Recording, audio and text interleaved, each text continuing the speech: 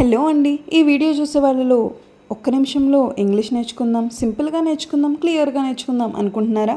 అయితే ఈ వీడియో మీకోసమే. తప్పకుండా మిస్ అవ్వకుండా చూడండి. దానికి ముందు ఒక కొటేషన్ చెప్పుకుందాం, ఓకేనా?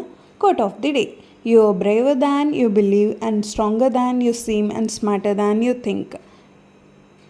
ఓకే, ఒక్క నిమిషంలో చెప్తానన్నాగా, మరి వినేయండి. మరి టెన్స్ అంటే టైం అనమాట. టెన్స్ అంటే అదేదో కొత్త పదం కాదు, టైంను సూచించేదే టెన్స్ అని చెప్తాం.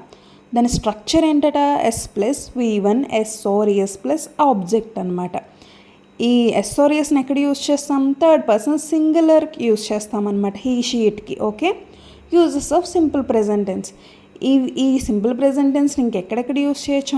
హాబీస్లో, మనం డైలీ హాబీస్ ఉంటాయి కదా, వాటిలో. యూనివర్సల్ ట్రూత్స్, నిత్య సత్యాలు ఎప్పటికీ మారావు కదా, వాటిలో. టైం ఫ్రీక్వెన్సీస్, డైలీ రొటీన్ చేస్తాం కదా. Planned future actions. ఓకే.